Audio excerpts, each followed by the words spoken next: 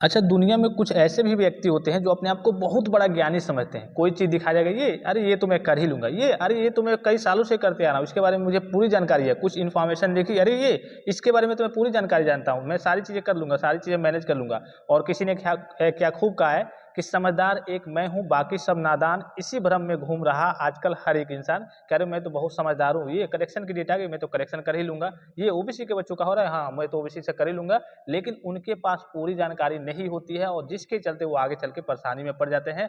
छोटी-सी लापरवाही, मैं बार-बार आपसे कहता हूँ कि जो भी चीज़, जो भी जानकारी आपको दी जा रही है, उसको सही से देखिए, सही से समझिए। उसके बाद से जो भी आपका प्रोसेस हो, जो भी काम हो, उसको कंप्लीट कीजिए। जैसे कि यहाँ पे आपको दिख रहा होगा, इनवैलिड रजिस्ट्रेशन नंबर और not valid registration number for this season, try again. आप सभी स्टूडेंट्स को मालूम है, करेक्शन का पोर्टल ओपन हुआ है। करेक्शन का पोर्टल ओपन हुआ है, किन बच्चों के लिए ओपन हुआ है, ये बच्चों को ये भी नहीं पता किन किन बच्चों के लिए ओपन हुआ है, किन किन बच्चों के लिए नहीं ओपन हुआ है। जा करके वहाँ पे वो सर्च कर रहे हैं, करेक्शन का पोर्टल ओपन कर रहे हैं, इनवैलिड रजिस्ट्रेशन नंबर और not valid registration number for this season, try again करके आ रहा है। इस तरीके की समस्या आ रही है।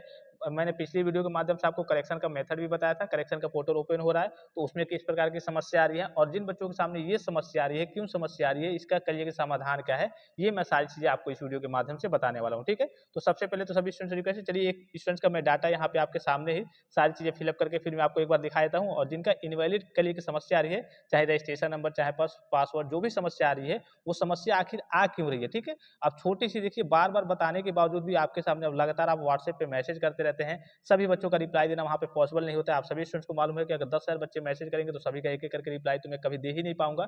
कई साल लग जाएँगे। अब सभी बच्चों का हमेशा करिए कि 5,000, 3,000, 10,000 मैसेज आएँगे, तो यहाँ पे आपको नीचे दिख रहा होगा, यहाँ पे एक करेक्शन का पोर्टल के सामने आ जाएगा, यहाँ पे आपको ओपन कर लेना है। अब यहाँ पे समस्या आ रही है, जिनके सामने इनवैलिड रजिस्ट्रेशन नंबर या फिर नॉट वैलिड रजिस्ट्रेशन नंबर की समस्या आ रही है, देखिए यहाँ पे अभी इसमें कुछ संशोधन का ऑप्शन ओपन नहीं हो रहा है। जिन बच्चों का ओपन नहीं हो रहा है, उनको अभी थोड़ा-सा 22 तारीख तक वेट करना है। देखिए यहाँ पे विभाग की तरफ कहीं सारी चीज़ें मैनेज कर दी जाए। अगर नहीं मैनेज होती है तो यहाँ पे ऑटोमेटिकली आपको कैप्चा भर के सबमिट करके डॉक्यूमेंट्स वगैरह को कॉलेज में सबमिट कर देना है, क्योंकि यहाँ पे स्टेटस में दिखा नहीं रहा है कि आपके में बस रिस्पांस फ्रॉम पीएफएमएस दिखा रहा है, क्या गलत है यहाँ पे दिखा देता है, ठीक है? वही चीज़ आपका करेक्शन होता है।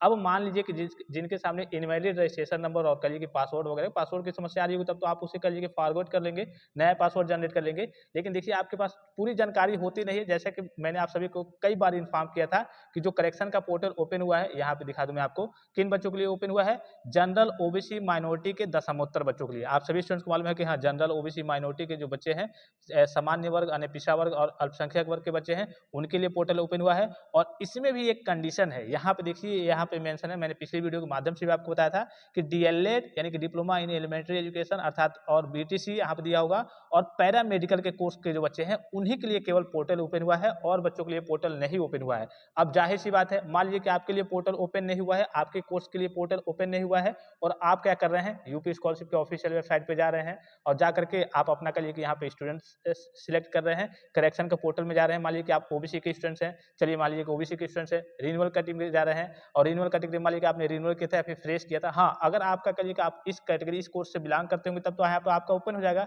लेकिन इस कोर्स से बिलोंग ही नहीं करते हैं, फिर भी जाकर के आपका जो भी फॉर्म होगा, फ्रेश होगा या फिर रिन्यूअल होगा, डायरेक्टली जाकर के क्लिक करके देख रहे होंगे और फिर यहाँ पे सर्च कर रहे होंगे, और फिर आपका गलत बता रहा होगा, फिर कहेंगे सर मेरा तो गलत बता रहा है, मेरा तो ओपन ही नहीं हो रहा है, आप गलत जानकारी दे रहे हैं। या फिर कहिए कि क्यों नहीं ओपन हो रहा है, क्या रीजन है यहाँ पे नहीं ओपन होने का, क्योंकि जब आपके लिए लिंक ही नहीं ओपन हुआ है, तो यहाँ पे आपके कोर्स का कैसे यहाँ पे ओपन होगा, जब आपके लिए लिंक नहीं होगा। जिन बच्चों के लिए ओपन हुआ है, जिस कैटेगरी के लिए, जिस कोर्स के लिए, वहाँ पे उनका ही ओपन होगा। आपके लिए जब यहाँ पे डाटा कहिए कि मैनेज नहीं किया गया विभाग के द्वारा, आपके लिए ओपन ही नहीं होना है, तो आपका कैसे ओपन होगा। तो इसी प्रकार से, इसीलिए आपके सामने इनवैलिड रजिस्ट्रेशन नंबर कहिए कि इस प्रकार की समस्या आ रही है। अगर आपका कहिए कि अगर मान लीजिए कि आप इसी कोर्स के स्टूडेंट से इसके बाद भी समस्या आ रही है, तो आप सही से सारी चीज़ों को सही लिंक से जाकर के फिलअप नहीं कर रहे होंगे, ठीक है? तो आई होप कि आपको वीडियो इन्फॉर्मेटिव लगा होगा, और भी कोई जानकारी चाहिए तो आप कमेंट बॉक्स में कमेंट करके पूछ सकते हैं। फिलहाल इस वीडियो में इतना, इजाजत दीजिए, धन्यवाद, थैंक्स फॉर वॉचिंग, मिलते हैं नेक्स्ट वीडियो में।